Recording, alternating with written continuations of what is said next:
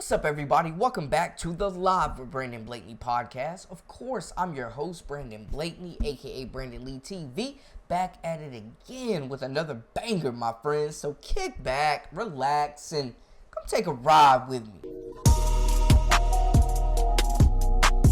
You are now locked into the Live with Brandon Blakeney podcast. Here is your host, Brandon Blakeney. So Kim Mulkey has definitely come out and said some things since the loss to South Carolina. There's been a lot of praise, but it seems like a little shade too in there, man, throwing jabs. With this recent clip, man, she's really trying to figure out, and I guess maybe the rest of the nation is too, how in the hell South Carolina is keeping 10 McDonald's All-Americans happy on this dominant squad. Well, I tell you, it's winning. Winning cures all. Winning makes you want to sacrifice. It's a culture that they've established. It's a belief in Don Staley. It's a belief in this system that you will come in, be prepared, win championships, and get to the next level to make your bread and secure that bag. That's what South Carolina is building on. Championships, getting players to the next level, and that's why they will continue this pipeline of McDonald's All-Americans and stacking this roster with elite talent that could start anywhere else, but sacrifice their own personal goals and personal awards, singular awards for the team, and to just be a contributor and play a role instead of being a superstar elsewhere. But, I mean, this team is stacked, man. We knew the depth of LSU would be exposed, and that's what we saw what happened.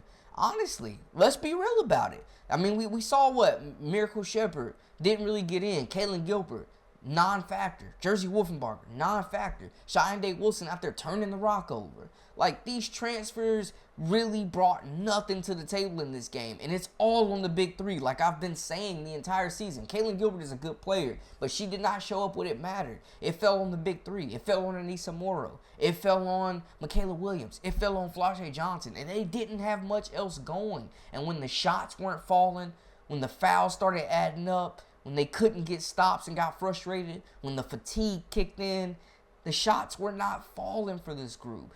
This team is getting ran into the ground. These three players, they need some help. They need some support. And we saw how badly the South Carolina bench outscored LSU, man, which was truly a difference in this game.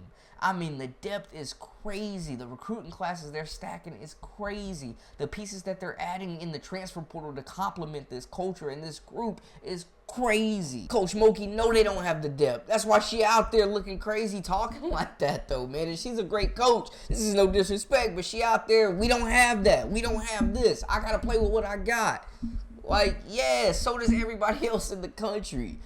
You've had some years to build a bench down there, Coach Mulkey. You had chances to make adjustments in this game and got out-coached. The same stuff we saw last year. Like, no shade, LSU fans. I got love for y'all. I got love for this squad. But let's call a spade a spade. Let's be real about the situation, man. Like, they got outclassed. They got out-coached. The depth wore them down. The legs were tired. And that's deservingly so. They left it all out on the court. And yeah, there were some questionable fouls, but we can't put it on the refs. The refs didn't have 17 turnovers. The refs didn't miss all them shots. You know what I'm saying? The refs weren't out there fouling on defense when y'all were fatigued and not getting stops, when y'all didn't have the size. When I've been saying LSU didn't have a big really other than Anissa Morrow, people telling me I'm crazy and it wouldn't matter. The small ball lineup was cool. It was cool until you play a team with some size that can really pound the paint and get on your rump. I'm impressed that they out-rebounded South Carolina, but they could not keep them from scoring points in the paint, man. Coach Kim Mulkey has not brought in an elite big to this program since Morrow, since Angel Reese. Like, Del Rosario might need to go ahead and pack it up. Bartlett might need to go ahead and pack it up, because this freshman class coming in is definitely taking some spots, man, and it's going to be no more free rides for a lot of these players on the LSU bench that are just taking up space, trying to collect NIL and suck and win. I mean, they got a lot of veteran players on this group that have played a lot of college basketball, bro. And they are not bringing much to the table at all. I mean, what the hell happened to last Terpoa? My goodness. I mean, Cheyenne Wilson looked like a deer in headlights at times. Jersey Wolfenbarger has had some flashes. I think she's a good player, but they have not figured out how to unlock her.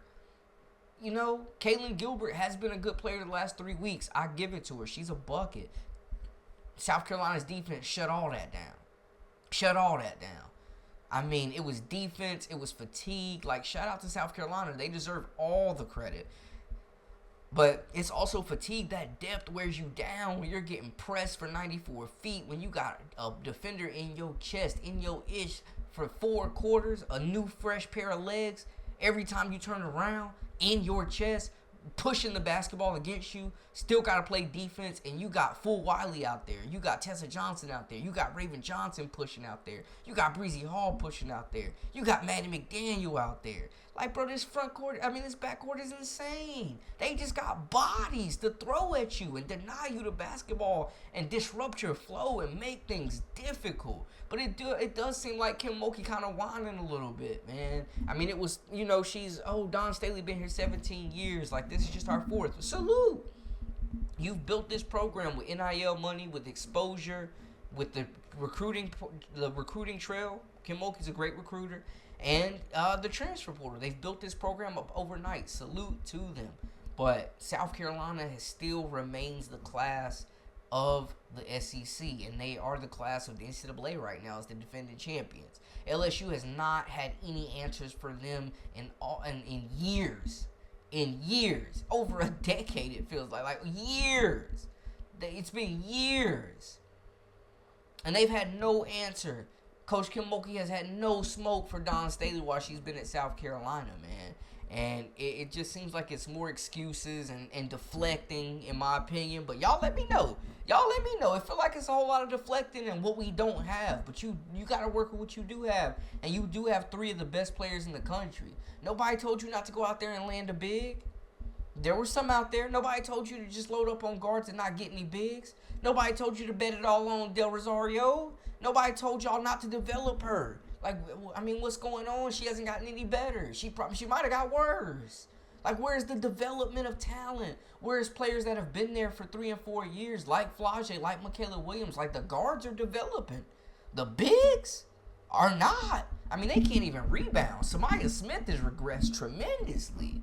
Like, I mean, the team's going to be limited, man, if they don't get more production off the bench. Or they're just going to be, happy with a Sweet 16 berth and looking to add a whole lot of new faces with a very talented freshman class next year. Regardless of what happens, man, the future is definitely bright at LSU. And they got some very talented reinforcements coming in that, like I said, are going to replace a lot of this dead weight. But if I'm LSU and I'm a fan, man, I'm pissed off.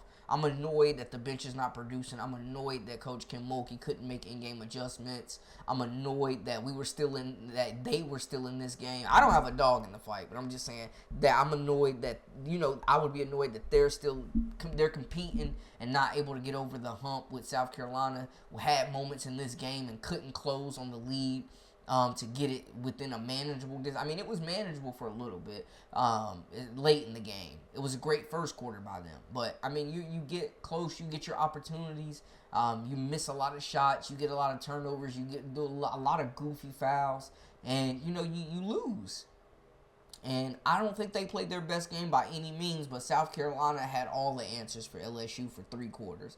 The defense was impeccable. They made everybody work hard. They held basically the entire team under their season average for scoring. Flage and Michaela Williams well under theirs. Like, it was just, people can blame the refs all they want to, but it was a lot more to the game than the fouls if you were really watching. But I'd be remiss not to talk about it. But Coach got to work with what she got. She got to work with what she got. There we go. Because all that, we don't got this, they got this, I don't know how they keep them happy, this and that. We ain't trying to hear all that, man. No excuse. Just produce. You dig? But y'all let me know how y'all feel in the comments. Holler at me, talk to me, give me your reaction. That is a wrap for us. Make sure to hit that subscribe button, comment, like, share, all that good stuff. Join our memberships. We got exclusive content coming daily, weekly, whenever you need it. Till next time, we out.